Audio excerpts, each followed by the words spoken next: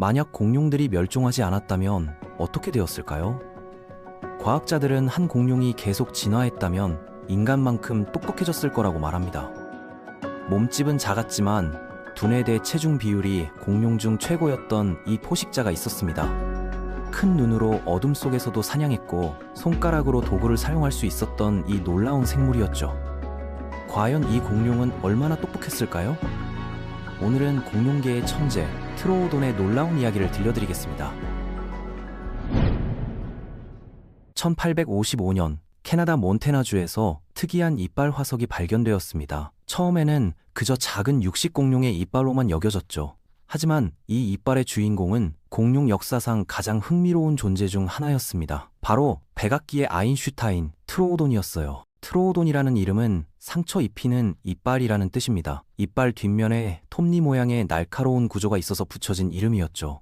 하지만 트로오돈을 정말 특별하게 만든 것은 이빨이 아니었습니다. 1970년대 후반 고생물학자 데일 러셀은 놀라운 발견을 했습니다. 트로오돈의 두개골을 분석한 결과 이 공룡의 뇌가 체중 대비 매우 컸다는 사실을 알아낸 것이었죠. 공룡계의 멘사 회원이라고 할까요? EQ, 즉 뇌화지수라는 지표가 있습니다. 이것은 동물의 체중 대비 뇌 크기를 나타내는 수치인데요. 트로오돈의 EQ는 약 5.8로 추정됩니다. 이게 얼마나 대단한 수치일까요? 대부분의 공룡들은 EQ가 0.05에서 0.2 정도였습니다. 그 유명한 티라노사우루스도 고작 2.0 정도였죠. 반면 현대 인간의 EQ는 약 7.5예요. 트로오돈은 공룡 중에서 인간에 가장 근접한 지능을 가졌던 것이었습니다. 공룡 세계의 IQ 챔피언이었던 셈이죠. 물론 EQ가 높다고 해서 반드시 똑똑하다는 보장은 없습니다. 하지만 트로오돈의 경우는 달랐어요. 단순히 큰 뇌만 가진 것이 아니었거든요. 1980년대 연구에서 트로오돈의 뇌 구조를 재구성했는데요. 놀라운 사실들이 밝혀졌습니다. 먼저 대뇌가 매우 발달되어 있었습니다. 대뇌는 학습, 기억, 문제 해결을 담당하는 부위죠. 트로오돈의 대뇌는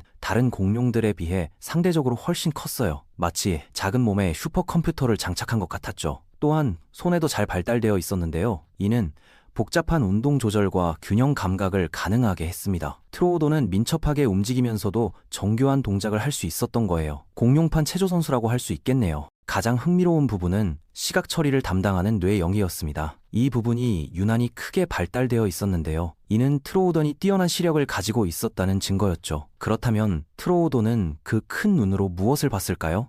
트로오돈의 가장 인상적인 특징 중 하나는 바로 눈이었습니다. 두개골 화석을 보면 눈구멍이 유난히 컸어요. 몸집에 비해 엄청나게 큰 눈을 가지고 있었던 거죠. 공룡판 뽀로로라고 해야 할까요? 2017년 연구에 따르면 트로오돈의 눈 크기는 현대 조류 중에서도 가장 큰 올빼미와 비슷한 수준이었습니다. 백악기의 올빼미였던 셈이죠. 더 놀라운 것은 눈의 위치였습니다. 트로오돈의 눈은 앞쪽을 향해 있었어요. 이는 입체시, 즉 3차원 시각을 가능하게 합니다. 초식 공룡들은 대부분이 머리 양옆에 있어서 넓은 시야를 확보했습니다. 포식자를 빨리 발견하기 위해서였죠. 하지만 포식자들은 달랐어요. 먹이까지의 정확한 거리를 판단해야 했기 때문에 앞을 향한 눈이 필요했거든요. 트로오돈의 입체시는 매우 발달되어 있었습니다. 두 눈의 시야가 겹치는 범위가 약 60도 정도였는데요. 이는 현대 고양이과 동물들과 비슷한 수준이었어요. 공룡판 저격수였던 거죠. 그런데 왜 트로오돈은 이렇게 큰 눈이 필요했을까요? 과학자들은 트로오돈이 야행성 또는 방명성, 즉 새벽과 황혼에 활동하는 포식자였을 가능성이 높다고 봅니다. 백악기의 배트맨이었던 셈이죠. 백악기 후기, 북미 지역은 낮에 경쟁자들이 많았습니다. 티라노사우루스 같은 거대 포식자들이 활개를 치고 다녔죠. 트로오돈은 몸 길이가 약 2m, 체중이 50kg 정도로 작은 편이었어요. 낮에 큰 포식자들과 경쟁하는 대신 트로오돈은 어둠을 선택했습니다. 똑똑한 선택이었죠. 2019년 눈 구조 연구에서는 트로오돈의 공막륜, 즉 눈의 뼈 구조를 분석했습니다. 이 구조를 통해 동공의 크기를 추정할 수 있는데요. 트로오돈의 동공은 매우 컸을 것으로 나타났어요. 큰 동공은 어두운 환경에서 더 많은 빛을 받아들일 수 있습니다. 현대 야행성 동물들이 가진 특징이죠. 트로오돈은 아마도 해가 진 후 다른 포식자들이 잠든 시간에 활동했을 거예요. 어둠 속에서 작은 포유류나 도마뱀, 곤충들을 사냥했던 것이죠. 백악기의 야간 특공대였던 셈입니다. 그렇다면 트로오돈은 어떻게 사냥했을까요? 이 똑똑한 공룡의 몸은 완벽한 사냥 기계였습니다. 먼저 다리를 볼까요? 트로오돈의 뒷다리는 길고 가늘었습니다. 특히 정강이 뼈가 넓적 다리뼈보다 길었는데요. 이는 빠른 달리기에 최적화된 구조예요. 현대 치타조의 다리 구조와 비슷했죠. 과학자들은 트로오돈이 시속 40-50km로 달릴 수 있었을 것으로 추정합니다. 공룡판 우사인 볼트였던 거죠. 트로오돈은 드로마에오사우루스과에 속했습니다. 그 유명한 벨로시랩터와 같은 과였죠. 이들의 특징은 둘째 발가락에 있는 낫 모양의 발톱이었어요. 하지만 트로도돈의 발톱은 벨로시랩터만큼 크지 않았습니다. 약 3-4cm 정도로 덜 휘어진 형태였죠. 2011년 연구에 따르면 트로오돈의 발톱은 찌르는 용도보다는 먹이를 붙잡고 고정하는 데 더 적합했다고 합니다. 마치 현대 독수리가 발톱으로 먹이를 움켜쥐는 것처럼 말이죠. 그런데 더 흥미로운 것은 트로오돈의 앞다리였습니다. 손에는 3개의 손가락이 있었는데요. 각각 독립적으로 움직일 수 있었습니다. 특히 첫 번째와 두 번째 손가락은 서로 마주볼 수 있었어요. 이게 왜 중요할까요? 물건을 잡을 수 있다는 뜻이거든요. 인간이 도구를 사용할 수 있는 이유 중 하나가 엄지와 다른 손가락을 마주볼 수 있기 때문입니다. 트로오돈도 비슷한 능력이 있었던 거죠. 공룡판 손재주꾼이었던 셈이에요. 물론 트로오돈이 도구를 사용했다는 증거는 없습니다. 하지만 이론적으로는 가능했을 거라는 게 과학자들의 의견이에요. 트로오돈의 이빨 구조도 흥미로웠습니다. 대부분의 육식 공룡 이빨은 앞뒤로 날카로운 털카로운 톱니가 있습니다. 하지만 트로오돈의 이빨은 뒷면에만 톱니가 있었어요. 2015년 연구에서는 이런 이빨 구조가 부드러운 살점을 찢는데 최적화되어 있다고 밝혔습니다. 트로오돈은 아마도 작은 동물들을 통째로 삼키거나 살점만 발라먹는 방식으로 식사했을 거예요. 공룡판 미식가였다고 할까요? 그런데 트로오돈이 정말 똑똑했다면 혹시 친구들과 함께 살았을까요? 이 질문에 대한 답은 아직 명확하지 않습니다. 하지만 몇 가지 흥미로운 증거들이 있어요. 1990년대 몬태나에서 발견된 트로오돈 둥지 화석이 있습니다. 이 화석에서는 여러 개의 알이 나란히 배열된 모습이 발견되었어요. 흥미로운 점은 이 알들이 두 겹으로 배열되어 있었다는 거예요. 마치 두 마리의 암컷이 같은 둥지를 사용한 것처럼 보였죠. 현대 조류 중에서도 타조나 레아 같은 종들이 비슷한 행동을 보입니다. 여러 암컷이 같은 둥지에 알을 낳고 수컷이 알을 품는 거죠. 공룡판 공동 육아였던 셈이에요. 만약 트로오돈도 이런 방식으로 번식했다면 어느 정도 사회적 구조가 있었을 가능성이 있습니다. 또 다른 증거는 여러 개체의 화석이 같은 장소에서 발견되는 경우였습니다. 2008년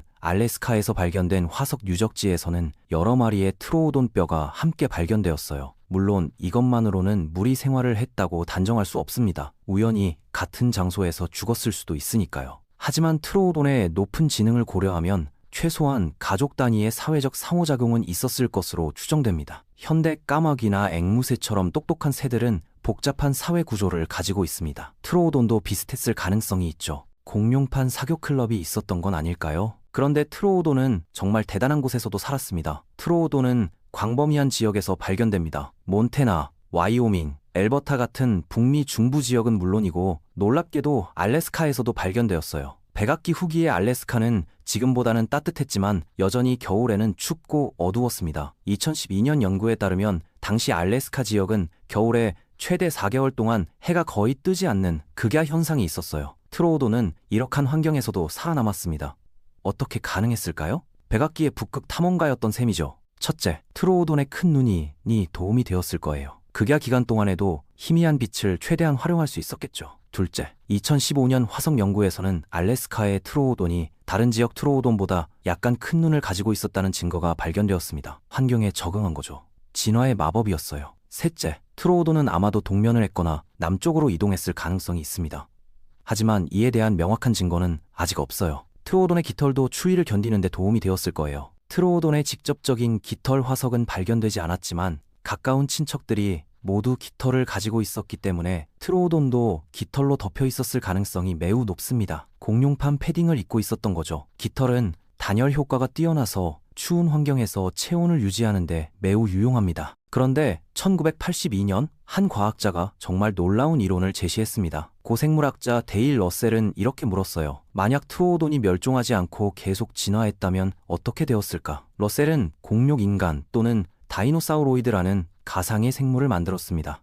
이 생물은 직립보행을 하고 큰 머리와 마주보는 손가락을 가진 인간형 공룡이었죠. 공룡판 호모 사피엔스였던 셈이에요. 이 아이디어는 대중의 상상력을 사로잡았지만 과학계에서는 많은 비판을 받았습니다. 첫째, 진화는 목적이 없습니다. 인간처럼 진화하는 것이 필연적인 결과가 아니라는 거죠. 둘째, 트로오돈의 해부학적 구조를 고려하면 완전한 직립보행으로 진화하기는 어려웠을 거예요. 셋째, 지능이 높다고 해서 반드시 인간형으로 진화하는 것은 아닙니다. 현대의 까마귀나 문어도 매우 똑똑하지만 인간과는 전혀 다른 형태죠. 하지만 러셀의 이론이 완전히 틀린 것만은 아니었습니다. 트로오돈이 계속 진화했다면 분명히 더 복잡한 행동과 더 높은 지능을 발달시켰을 가능성은 있어요. 다만 그것이 인간과 같은 모습이었을지는 알 수 없죠. 공룡판 SF 영화 같은 이야기였던 셈이에요. 하지만 트로오돈의 이야기는 비극적으로 끝났습니다. 약 6,006만 년 전 거대한 소행성이 멕시코 유카탄 반도에 충돌했습니다. 이 충돌은 지구 역사상 가장 큰 대멸종 사건을 일으켰죠. 트로오돈도 이 사건에서 살아남지 못했습니다. 백악기의 천재도 우주의 돌멩이 앞에서는 무력했던 거예요. 하지만 일부 과학자들은 트로오돈이 소행성 충돌 이전에 이미 개체수가 감소하고 있었다고 주장합니다. 2016년 연구에 따르면 백악기 말기에 북미 지역의 생태계가 변화하고 있었어요. 작은 포유류들이 점점 더 다양해지고 크기도 커지고 있었죠. 트로오돈의 주요 먹이였던 작은 동물들이 더 영리해지고 방어 능력이 향상되면서 트로오돈의 사냥 성공률이 떨어졌을 수 있습니다. 또한 기후 변화도 영향을 미쳤을 거예요. 백악기 말기에는 해수면이 낮아지고 기온이 불안정해지면서 서식지가 줄어들었어요. 트로오돈처럼 특정 환경에 적응한 종들은 급격한 환경 변화에 취약했을 거예요.